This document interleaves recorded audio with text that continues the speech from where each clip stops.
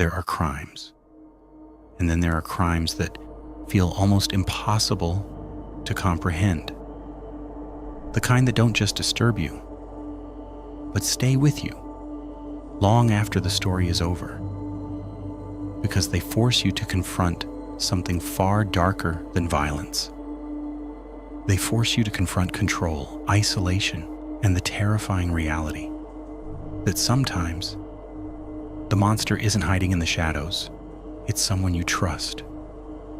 In August 1984, an 18-year-old girl vanished. No struggle, no witnesses, no trace, just a letter claiming she had run away to join a religious cult. Her name was Elizabeth, and for years, that explanation was accepted, filed away, forgotten. But the truth was something far worse, because Elizabeth hadn't run away, she hadn't escaped. She had been taken, locked away, and hidden in a place no one thought to look. To the outside world, the Fritzl family appeared ordinary. They lived in the quiet town of Amstetten, Austria, a calm, unremarkable place. The kind where people don't expect horror, where neighbors nod politely and minds don't wander toward the unthinkable. At the center of this household was a man who controlled everything. Josef Fritzl. He was strict, authoritative, and deeply controlling. Inside his home, his word was absolute. No one questioned him, no one challenged him. And over time, that control became something far darker. Elizabeth was one of his children, and from a young age, there were signs that something wasn't right. He was possessive, overbearing, obsessive about discipline. But like many cases like this, the warning signs didn't immediately form a clear picture. They rarely do. As Elizabeth grew older, the tension in the house escalated. Arguments became more frequent, more intense, until eventually everything reached a breaking point. August 1984, Elizabeth was 18 years old, legally an adult, old enough to leave, old enough to build her own life. But she never got that chance. According to the story told at the time, Elizabeth ran away. She left behind a letter claiming she had joined a religious group, that she didn't want to be found, that she was choosing a different life. And for many people, that explanation was enough. It made sense on the surface. Young adults leave home, they rebel, they disappear for a while. But what no one knew was that the letter was not written freely. Because on the day Elizabeth disappeared, she hadn't run away. She had been lured into the basement of her own home by the one person she should have been safest with, her father. Beneath the Fritzl house, there was something no one could see. A concealed underground bunker, not visible from the outside, not accessible to anyone except one man. Joseph had spent years constructing it, expanding it, reinforcing it, turning it into something more than just a basement. It was isolated, soundproofed, sealed off from the world above, a place where no screams could escape, no footsteps could be heard, no presence could be detected. And once Elizabeth was inside, she was never meant to leave. The door closed, locked, and with it, her life above ground disappeared. What followed was not just imprisonment, it was total control. Elizabeth was cut off from everything. No sunlight, no outside contact, no sense of time. Days blurred into weeks, weeks into years. And above her, life continued as normal. Family dinners, conversations, neighbors passing by, completely unaware of the reality hidden just beneath their feet. Because Joseph didn't just hide Elizabeth, he created two separate worlds. The world above where he was seen as a normal man, a father, a neighbor, and the world below, where he was something else entirely. Over time, Joseph began constructing a narrative, a story to explain Elizabeth's absence. He presented letters, claiming they were from her, sent from wherever she had run away to. The letters said she was okay, that she didn't want contact, that she had chosen this life. And slowly people accepted it, even authorities, because there was no reason to suspect what was really happening, or so it seemed. Years passed. Then something changed. A child appeared, left on the doorstep of the Fritzl home, accompanied by a note, claiming Elizabeth could no longer care for the baby. Joseph took the child in, presented the same explanation, that Elizabeth had left it behind. And again, the story was accepted. But this wouldn't be the last time, because over the years, more children would appear, each one with the same explanation, each one reinforcing the illusion.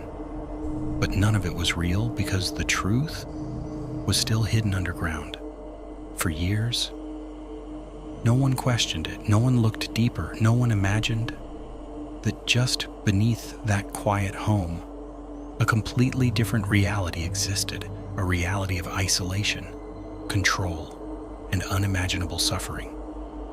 But secrets like that don't stay hidden forever, because eventually something happened that forced the truth into the light. And when it did, it would shock the entire world.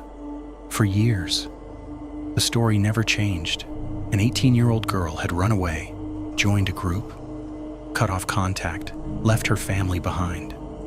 And somehow, that explanation held.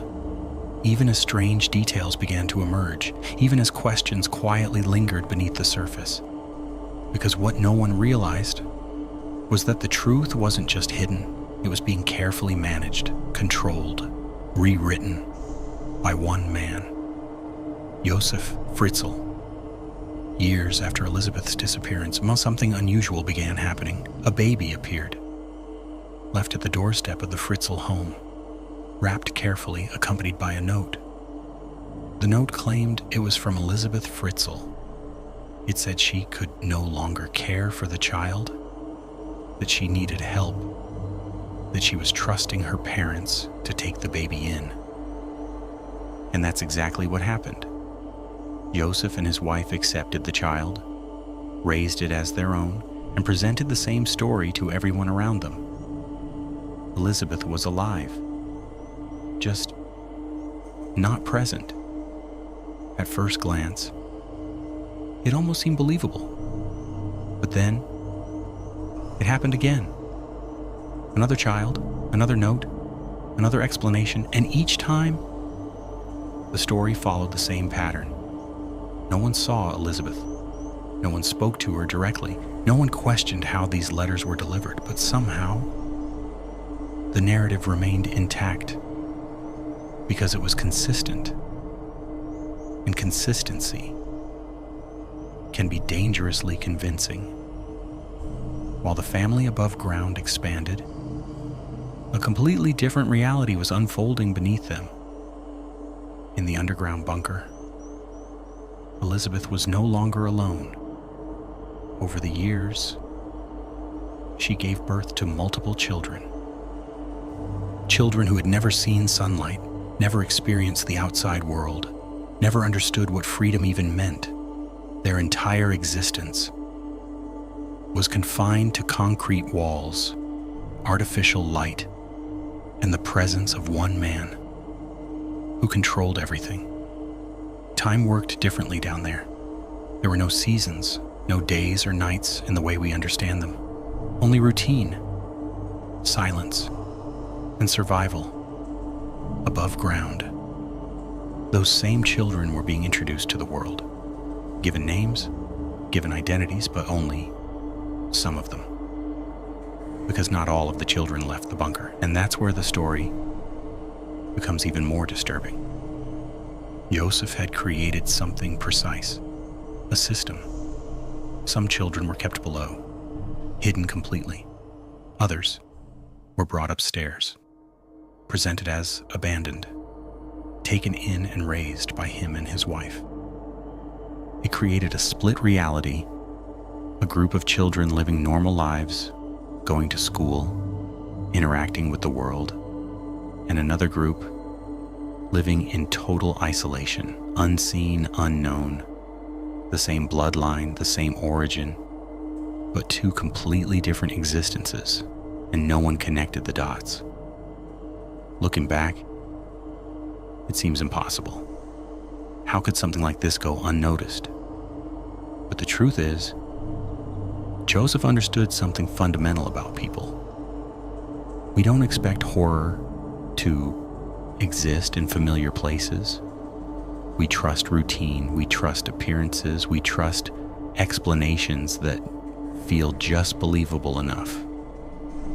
And he used that, the letters, the children, the consistent story. It wasn't perfect, but it didn't have to be. It just had to be convincing enough to avoid deeper scrutiny. And for years, it was. Down below, life was something else entirely.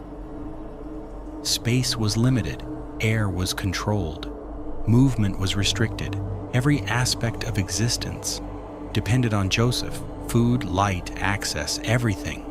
And over time, that kind of control does something to the human mind. It reshapes reality. Because when there is no outside world, no comparison, no alternative, the situation becomes normal, or at least it starts to feel that way. For the children, this wasn't captivity. It was life, the only life they had ever known. Years turned into decades, and still, nothing broke the surface. No reports, no confirmed sightings, no undeniable evidence, just a story that continued to hold. Because the truth was buried too deep, hidden behind walls, behind routine, behind the assumption that something like this couldn't possibly be happening. But systems like this, no matter how controlled, eventually begin to crack, not because of mistakes, but because reality can't be controlled forever. And in this case, the first real disruption didn't come from suspicion. It came from something far more unpredictable, a medical emergency. One of the children became seriously ill, and suddenly, the carefully constructed system was at risk of collapsing, because this wasn't something Joseph could manage alone. And for the first time in years, the outside world was about to get closer than it ever had before. For decades, the truth had remained hidden, locked away, controlled, contained. But all it takes is one moment, one unexpected event, to bring everything crashing down. And in this case, that moment was already unfolding, because the next decision Joseph made would change everything and finally expose the reality that had been buried for years, for over 2 decades, when the system held, carefully controlled, carefully maintained. 2 worlds existing side by side, one above ground, visible, accepted, and one below, hidden, forgotten, all of it sustained by one man, Joseph Fritzl. But systems like that don't fail all at once. They crack, slowly, and then suddenly, they collapse. It started with something no one could predict. One of the children living below ground became seriously ill. Her condition deteriorated quickly, severe symptoms, weakness, unresponsiveness. Inside the bunker, there were no real medical resources, no hospital, no doctor, no emergency system. And for the first time, Joseph was facing a situation he couldn't control. Because this wasn't something that could be managed in isolation. It required intervention from the outside world, a world he had spent decades keeping away. At that moment, he had a choice: do nothing and risk losing control entirely, or break his own system and expose a part of the truth. He chose the second option. The child was brought upstairs, unconscious, in critical condition. And just like before, there was a story ready. Another note, another explanation, claiming the child had been left at the doorstep by Elizabeth Fritzl. But this time, something was different. Because this wasn't just a quiet handover, this was a medical emergency. The child was taken to the hospital. Doctors immediately recognized the severity of the situation. This wasn't a routine case. There were complications, symptoms that didn't quite add up. And most importantly, there was no clear medical history, no records, no background, just a child with a vague story, and that raised questions. For years, the story had been accepted without much resistance, but now medical professionals were involved, and they operate differently. They ask questions, they look for consistency, they rely on evidence. And the story they were given started to feel incomplete because something didn't line up. Why would a mother repeatedly abandon children like this? Why was there no direct contact? Why only letters? And more importantly, why now? As the child's condition worsened, doctors made a decision. They issued a public appeal. They asked for the mother, Elizabeth Fritzl, to come forward. They needed medical history, information, anything that could help save the child. The message was clear: if she was out there, she needed to show herself. This changed everything, because now the situation wasn't contained anymore. It was public. Authorities became involved. And suddenly, the story that had been quietly accepted for years was being examined under a microscope. Every detail mattered. Every inconsistency stood out. And for the first time, Yosef's control was being challenged. Faced with increasing pressure, he made another decision, one that would unravel everything. He brought Elizabeth upstairs after decades. For the first time in over 20 years, she was outside the bunker, exposed to the world again. But this wasn't a reunion. It was a controlled appearance.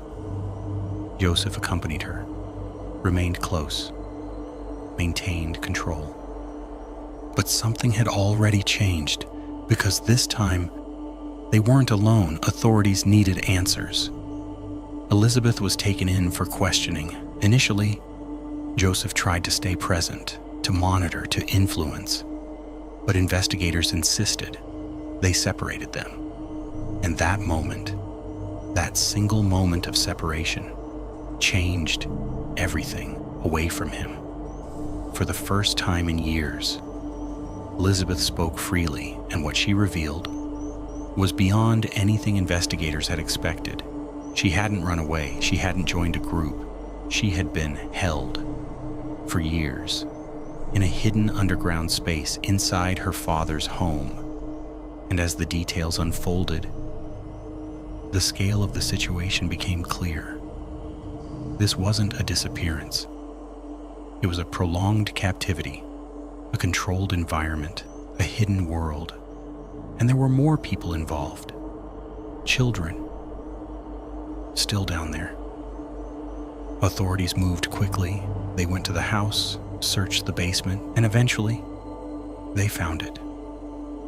The concealed entrance, the hidden bunker, a space that had existed for decades, without detection. And inside, they found the rest of the children, alive, but completely cut off from the world. What had been hidden for years was now exposed, and the reaction was immediate: shock, disbelief, horror, because this wasn't just a crime. It was something far more complex, a prolonged situation that had existed in plain sight and no one had seen it. In a matter of hours, everything changed. The secret was gone. The truth was out. And the man who had controlled everything for decades was about to face consequences. But the story was far from over, because what came next would reveal just how deep this situation really went. In a matter of hours, a secret that had been buried for decades was finally exposed. A hidden bunker, a second life, children who had never seen the world, and at the center of it all, one man, Josef Fritzl. But uncovering the truth was only the beginning, because what investigators were about to learn would reveal just how deep this went. When authorities arrived at the house, they already knew something was wrong, but they didn't yet understand the scale. It wasn't obvious at first. The entrance to the bunker was concealed, carefully hidden, designed not to be found, but once they located it, everything changed. The door opened, and beyond it was a space that should not have existed. Low ceilings, narrow corridors, artificial lighting, a place built for containment, a place designed to keep people inside. As investigators moved through the bunker, they began to piece together the reality. This wasn't temporary, it was permanent. There were sleeping areas, basic living spaces, signs of long-term habitation. Everything pointed to one conclusion. People had been living here for years, and when they found the children, that reality became undeniable. They were alive, but disoriented, unfamiliar with the outside world. Their understanding of reality was completely different, because for them, this bunker was everything. Imagine growing up without ever seeing the sky, without ever feeling sunlight, without understanding what exists beyond walls. That was their reality. Their world had boundaries, concrete ones. Their experiences were limited, controlled. Even basic concepts had to be explained to them because they had never encountered them before. And for investigators, that realization was overwhelming. This wasn't just rescue. It was the beginning of a long process of introducing them to a completely new world. Meanwhile, Elizabeth Fritzl continued to speak with authorities. And as she did, the full timeline began to emerge. Years of isolation, a controlled environment, a system built to prevent escape. Every detail she provided added another layer to the case. And with each revelation, the magnitude of what had happened became clearer. This wasn't a single event. It was a prolonged situation, maintained over decades. There was no longer any doubt. Josef was taken into custody. The man who had controlled everything now had no control at all. For years, he had operated without interference. Now, he was facing the consequences as the investigation expanded. Authorities began documenting everything: the construction of the bunker, the timeline of events, the system he had created, and what they found was methodical. This wasn't random, it was planned, carefully executed, sustained over time, which made it even more disturbing because it showed intent, consistency, a deliberate effort to maintain control for as long as possible. Once the story became public, the reaction was immediate. Global attention. People struggled to understand how something like this could happen in a normal neighborhood without detection. Questions were asked about oversight, about missed signs, about how close this had been to being discovered earlier. But answers weren't simple, because cases like this exploit assumptions. the assumption that something so extreme couldn't exist in an ordinary setting. For the victims, freedom wasn't simple because the outside world was unfamiliar, overwhelming. Everything was new. Light, space, noise, people. Concepts most take for granted had to be learned step by step. And for Elizabeth, the transition was even more complex because she wasn't just adjusting to freedom. She was processing years of isolation, control, and a reality that had been completely separate from the world everyone else knew. Recovery didn't happen overnight. It required support, care, time, because situations like this leave lasting effects, not just physically, but psychologically, emotionally. And while the rescue marked the end of one chapter, it was only the beginning of another. The truth had been revealed. The system had collapsed. The victims were no longer hidden. And the man responsible was no longer in control. But the story doesn't end with discovery, because the final chapter is about accountability, justice, and the lasting impact of what happened for decades.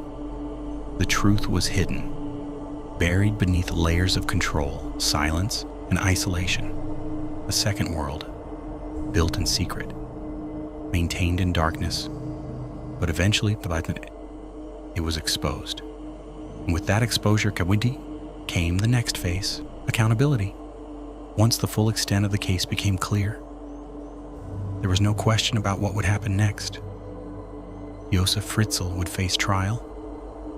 The charges were extensive, severe, and reflected the scale of what had been uncovered.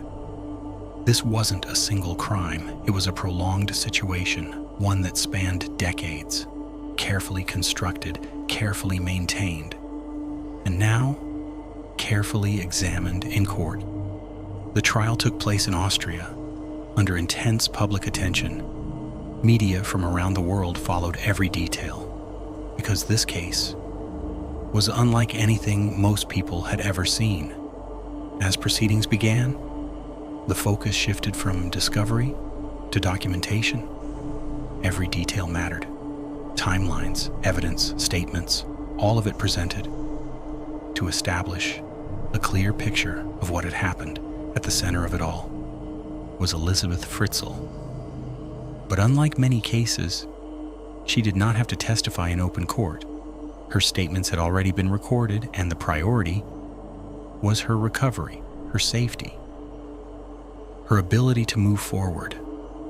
Even as the legal process continued, as the trial progressed, there were attempts to explain, to rationalize, to present context, but the reality of the situation was overwhelming because the evidence wasn't abstract.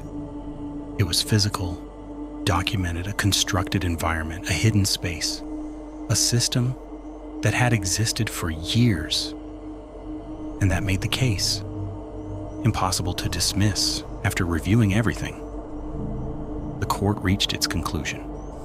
Josef Fritzl was found guilty on multiple charges. The sentence was life imprisonment, a definitive outcome, one that ensured he would never have control again. For the victims, the end of the trial was not the end of the story, because recovery is not immediate. It doesn't follow a straight line. It takes time, support, adjustment. For the children, the world was entirely new. Simple things had to be learned: what sunlight feels like, what open space looks like, how society functions. And over time, they began to adapt, to understand, to build lives beyond what they had known. For Elizabeth, the path forward was deeply personal. After years of isolation, freedom came with complexity, because it wasn't just about leaving a place, it was about rebuilding identity, reconnecting with a world that had moved on without her, and doing so on her own terms. This case didn't just affect those directly involved. It changed how people think about control, about hidden abuse, about the limits of what can go unnoticed. It forced questions about systems, about awareness, about how something like this could exist for so long. And while answers aren't always simple, the case became a reference point, a reminder that appearances can be deceiving. Because the most unsettling part of this story isn't just what happened, it's where it happened, in a normal home, in a quiet town, surrounded by people who had no idea what existed just beneath them. And that reality challenges assumptions because it shows that extreme situations don't always exist in isolation. Sometimes they exist in plain sight, hidden by routine, by trust, by the belief that something like this could never happen here. There are stories that disturb you. And then there are stories that stay with you, not because of what they show, but because of what they reveal. This is one of those stories, a story about control, about isolation, about a reality that existed in complete secrecy for years, and while the truth eventually came to light, it raises a question that doesn't have an easy answer. How many things go unnoticed simply because we don't expect them to exist? Because sometimes the most unsettling truth isn't what we see, it's what we don't.